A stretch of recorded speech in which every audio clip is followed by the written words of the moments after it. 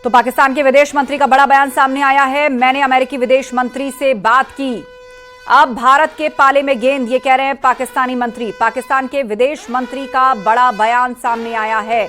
मैंने अमेरिकी विदेश मंत्री से बात की, ये कह रहे हैं पाकिस्तान के विदेश मंत्री। अब भारत के पाले में गेंद है, ये पाकिस्तानी मंत्री ने बयान दिया है। पाकिस्तान का विदेश मंत्री अब कह रहे हैं कि अब भारत के पाले में गेंद है। मैंने अमेरिकी विदेश मंत्री से बात की। आपको बता दें, अमेरिकी विदेश मंत्री ने आज वहां के सेनाध्यक्ष आसिम मुनीर से भी बातचीत की है।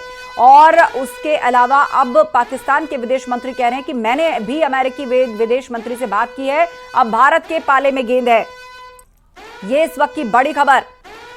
एक तरफ दोनों देशों के हालात तनावपूर्ण बने हुए हैं, अटैक काउंटर अटैक चल रहा है, भारतीय सेना बड़ा नुकसान कर चुकी है। और इस बीच राजनाथ सिंह और सीडीएस के बीच जो बैठक चल रही थी वो भी खत्म हो गई है। राजनाथ सिंह के आवास से निकले सीडीएस अनिल चौहान। पाकिस्तान से निपटने की रणनीति पर मंथन हुआ है। राजनाथ सिंह और सीडीएस के बीच की यह बैठक खत्म हो गई है। राजनाथ सिंह के आवास से निकले सीडीएस अनिल चौहान। पाकिस्तान से निपटने की रणनीति पर मंथन हुआ और अब यह बैठक खत्म हो गई है। एक तरफ पाकिस्तानी विदेश मंत्री कह रहे हैं कि अब गेंद भारत के पाले में है। मैंने अमेरिकी विदेश मंत्री से बात की है और जो बैठक चल रही थी राजनाथ सिंह के आवास पर सीडीएस के साथ वो भी खत्म हुई है, जिसमें खास तौर पर पाकिस्तान से ही निपटने की रणनीति पर बातचीत हुई है।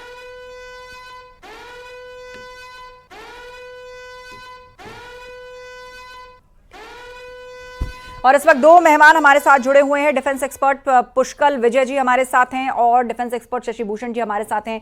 पुष्कल विजय जी का रुख कर लेते हैं। पुष्कल जी, आप पाकिस्तान के विदेश मंत्री कह रहे हैं कि मैंने अमेरिकी विदेश मंत्री से बात की, अब गेंद भारत के पाले में है। और थोड़ी देर पहले खबर आई थी कि पाकिस्तान के विदेश मंत्री ने आसिम मुनीर से भी बात की थी और अब पाकिस्तान कह रहा है कि गेंद भारत के पाले में है। देखिए, गेंद तो भारत के पाले में शुरू से है। हाँ। जो सामरिक शक्ति भारत ने दिखाई है, वास्तव में मैं तो इस बयान का समर्थन करता हूं, क्योंकि गेंद तो हमारे पाले में तभी आ गई थी जब पहली रात हमने ये ऑपरेशन सिंदूर चलाया था। और भारत तो युद्ध कभी करना नहीं चाहता, हर फोरम से वो कह चुका है। एफएटीएफ वैसे ही पाकिस्तान की निगरानी कर रहा है ये, और इतनी ज्यादा इंटरनेशनल ट्रीटीज हैं और इतने ज्यादा इंटरनेशनल बंधन हैं जो पाकिस्तान को दबाते हैं और भारत को मजबूत करते हैं। तो गेंद बिल्कुल भारत के पाले में 9 तारीख के बाद से ही रही है, 7 तारीख के बाद से ही रही है। और अब हम डिसाइड करेंगे कि हमें क्या करना है। हमारी सरकार डिसाइड करेगी, हमारी डिप्लोमेसी डिसाइड करेगी। जी, शशि भूषण जी हमारे बीच में है। शशि भूषण जी, एक तरफ पाकिस्तान के 4 एयरबेस भारत ने तबाह कर दिए और वो अपने सैनिकों को तैनात कर रहा है फॉरवर्ड पोजीशन पर। अब क्या चल रहा है पाकिस्तान के भीतर? भारत के अंदर भी मीटिंग्स हो रही हैं कैसे निपटा जाए, लेकिन अभी उसके दिमाग में क्या चल रहा है पाकिस्तान के? पाकिस्तान के दिमाग में वही कचरा चल रहा है। अभी भी इनकी ऑडेसिटी हो या कहें कि मूर्खता हो, ये कहते हैं कि गेंद पाले वाला ये खेल खेल रहे हैं कि गेंद भारत के पाले में। इन्होंने क्या बात किया अमेरिका के विदेश मंत्री से, इसका कोई सबूत नहीं है। लेकिन अमेरिका के विदेश मंत्री ने सार्वजनिक रूप से इनको जो लताड़ा है वो तो वीडियो ऑथेंटिक है। उनके अमेरिका के प्रेसिडेंट ने इनको क्या बताया और किस तरह से बताया कि माफ़ी मांग लो, अभी भी समय है, डी एस्केलेट कर लो, अभी भी समय है। ये अमेरिका के प्रेसिडेंट का वीडियो ऑथेंटिक है, उन्हीं की तरफ से जारी हुआ है।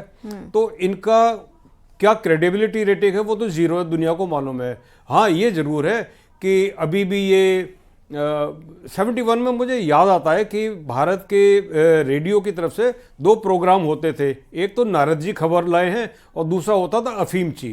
तो अफीम ची के जो वो रेडियो प्रोग्राम होते थे वही फिर से रीलोड एंड फिर से वो अभी मीडिया में आने लगे। ये बेवकूफ़ी वाली बयान देंगे, अपने ही कॉन्स्टिट्यूएंसी को इनको सेटिस्फाई करना होता है। मूर्ख है पाकिस्तानी जो इनकी बातों में आ जाते हैं।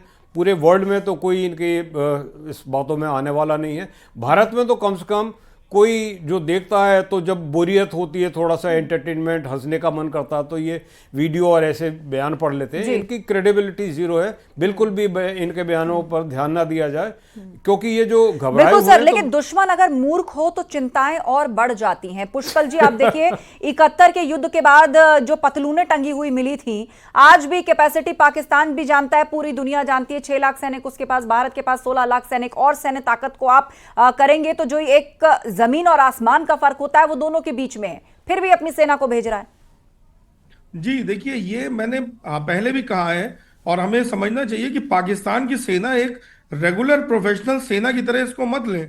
ये इनके तौर तरीके आतंकी संगठनों वाले हैं, और ये मुल्लाओं जो द्वारा चलाई जाती है, कटमुल्लों द्वारा चलाई जाती है, जो कि फौज के तरीके, फौज के वॉरफेयर के इंस्ट्रूमेंट्स उनसे पूरी तरह से अनभिज्ञ हैं। इनमें डिसिप्लिन नहीं है इनकी। अभी मुझे कल रात में खबर मिली कि इनकी 3-4 रेजिमेंट अलग वॉर प्लान बना के अपना काम कर रही हैं। तो इनके यहाँ खुद ही इतने फ्रैक्शंस हैं, इनसे सेन। लेकिन एक बात जो आपने कही बहुत महत्वपूर्ण है कि मूर्ख दुश्मन बहुत खतरनाक होता है। इसलिए हमारी सेना ये प्रयास कर रही है कि बैलेंस तरीके से चले। चूंकि आज जो हम देख रहे हैं, जैसा सर ने भी बताया, कि पूरा इंटरनेशनल वर्ल्ड, सारा वर्ल्ड लीडरशिप भारत के साथ खड़ा हुआ है, वो इसीलिए है क्योंकि हम बहुत सेन तरीके से, संयमित तरीके से, नियम कानून के तहत कार्रवाई कर रहे हैं। जो भी हमें अधिकार यूएन चार्टर पैरा 51 ने दिए हैं, सिक्योरिटी काउंसिल की जो रिजोल्यूशंस ने दिए हैं 1373 ने, हम उनके अंदर काम कर रहे हैं। और पाकिस्तान रोज ऐसी गलतियां करता जा रहा है कि पूरा विश्व उसे आतंकिस्तान मान ले।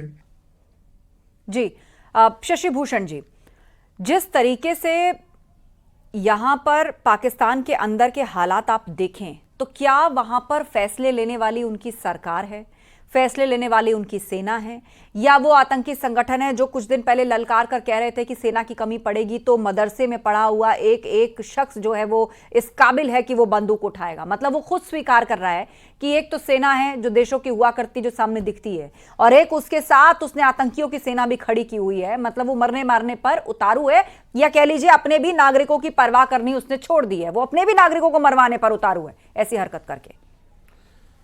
देखिए, जब भारत के प्रधानमंत्री मीटिंग करते हैं कैबिनेट कमेटी में, किस तरह से उनको सपोर्ट मिलता है मीडिया में आपने दिखाया। जब सीडीएस आते हैं, तीनों चीफ आते हैं और कैसे रक्षा मंत्री से बात करते हैं आते वक्त और जाते वक्त, दिखता है कि क्या कॉन्फिडेंस है। और जब प्रेस ब्रीफिंग होती है तो देखिए कि क्या आत्म शक्ति है, क्या आत्मबल है, जिसके चलते हुए वो मीडिया के सम्मुख अपने फैक्ट को देते हैं, परसेप्शन नहीं दे रहे हैं। वो गप्पे नहीं मार रहे हैं और खामख्याली में एक शगुफा नहीं छेड़ रहे हैं। लेकिन इसके मुकाबले में वहाँ जो भी है वो शगुफा छोड़ने वाले हैं। ये अफीम खा के वही अफीम चीज़ जैसी खबर ये फैलाते हैं, जिनका इनके अंदर देश में ही लोग यकीन नहीं करते। कौन मानेगा कि ऊपर से ड्रोन उड़ रहे हैं और इनके एयर डिफेंस सिस्टम उन्होंने इस डर से एक्टिवेट नहीं किया कि लोकेशन मालूम पड़ जाएगी। तो भाई ये बुरे वक्त के लिए जो हथियार इकट्ठा कर रहे थे, इससे और ज़्यादा बुरा वक्त क्या होगा? क्यों एयर डिफेंस सिस्टम को बचा कर रख रहे हो? सिर पर खतरा मंडरा रहा है और हथियार इस्तेमाल नहीं कर रहे, तो ये मूर्खता वाली बात है। अब इनको कैसे कंट्रोल, कैसे हैंडल किया जाए? देखिए, बंदर से बंदर लड़ाए जाते हैं, लेकिन हमारे यहाँ तो बंदर भी इनसे ज़्यादा बुद्धिमान है। तो अब ये जो इनका जो है मेंटल बैंक्रप्सी, उसकी हालत ये है कि जब हम बात करते हैं युद्ध के कौन कौन से स्तर, कौन कौन से हम कदम उठाते हैं, तो अभी तो इन्फेंट्री को मूव कर देना मतलब ये है कि ये इनका एंड गेम है। पाकिस्तान की तरफ से ये हार की तरफ अग्रसर होते हुए ये संदेश दे रहे हैं कि इन्फेंट्री तो एक स्टेज आएगी। भारत की तरफ से अभी इन्फेंट्री इन्वॉल्व नहीं है। इन्होंने अब ना अगर इन्फेंट्री को आगे भेजना शुरू कर दिया तो ये वही है जो इनको जो चौकी छोड़ के भागे थे, शायद उन चौकियों को भरने के लिए कुछ ये और सैनिक भेज रहे होंगे। बाकी तो जो बुद्धिमान सैनिक हैं वो तो छोड़ चुके, अपनी चौकी छोड़ के भाग चुके। ये भी पर भी आऊंगी कि सेना के अंदर भी यहाँ धड़े बटे हुए हैं, गुटबाजी। आसिम मुनीर से ही बहुत से नौजवान सैनिक जो हैं, एक बड़ा गुट है पाकिस्तानी सेना के अंदर जो असहमत है, वो उसने इस्तीफे तक की पेशकश की है। वो उनकी बातों से और वो उनकी रणनीतियों से, उनकी सोच के साथ असहमत हैं। हमारे साथ हमारे सहयोगी विपिन भी जुड़े हुए हैं, उनसे भी चर्चा कर लेते हैं। विपिन, बैठक, माफ कीजिए, विनीत हमारे साथ हैं। विनीत, बैठक खत्म हो गई है रक्षा मंत्री और सीडीएस के बीच की, क्या खास बात रही चर्चा में? जी, निश्चित तौर पर आस्था मैं आपको बताना चाहूँगा कि जो जानकारी हमें मिल रही है उसमें ब्रीफ किया है सीडीएस ने रक्षा मंत्री राजनाथ सिंह को, और यह बताया है कि आखिरकार सेना जो है वो किस तरह से, या फिर तीनों सेना जो है वो किस तरह से काम कर रही है। एक बड़ी बात यहाँ पर मैं आपको बताना चाहूँगा कि जिस तरह से अभी हम इस बात की चर्चा कर रहे थे कि पाकिस्तान में जिस तरह से मदरसों में जो लोग हैं उन्हें भी हथियार उठाने की बात की जा रही है, पाकिस्तान जो है वो अपनी सेना को आगे बढ़ रहा है, लेकिन यहीं पर जो भारतीय सेना है वो एक तरह से हम कह सकते हैं कि ये एक डिसिप्लिन्ड सेना है, डिसिप्लिन्ड आर्मी है और यहाँ पर डिसिप्लिन के साथ काम किया जाता है। और जिस तरह से हमने देखा प्रेस कॉन्फ्रेंस में यह बात कही गई कि भारत की जो कार्रवाई है, जवाबी कार्रवाई है, वो पूरी तरह से डिसिप्लिन्ड है, नियंत्रण में है। तो हम ये समझ सकते हैं कि फ़र्क है, ये हम देख सकते हैं कि पाकिस्तान में किस तरह का फ़र्क है, किस तरह की बात जो है वो की जाती है और भारत में किस तरह की चीज़ें हैं वो है। एक और बड़ी बात यहाँ पर मैं आपको बताना चाहूँगा आस्था की, जिस तरह से जो अब यह खबर आ रही है कि बॉर्डर एरिया में भारत के साथ जो पाकिस्तान के जो सीमा लगती है वहाँ पर पाकिस्तान आर्मी अपनी सेना को भेजने की बात जो है वो कर रही है, लेकिन पाकिस्तानी आर्मी जो है वो पूरी तरह से घिरी हुई है। एक और हम देख सकते हैं कि बलूच आर्मी जो है, बलूचिस्तान के जो लोग हैं, बलूचिस्तान के जो कई ऐसे लिबरेशन आर्मी, बिल्कुल, एक सेकंड के लिए रोकूंगी आपको विनीत। एक और बड़ी खबर है, मिनिस्ट्री ऑफ एक्सटर्नल अफेयर्स और सेना आज शाम एक बार फिर से ब्रीफिंग करेंगे। आपको बता दें रोजाना शाम को ब्रीफिंग होती है, लेकिन आज सुबह 11 बजे भी ब्रीफिंग हुई है और खबर आ रही है कि आज शाम को एक बार फिर से ब्रीफिंग होगी।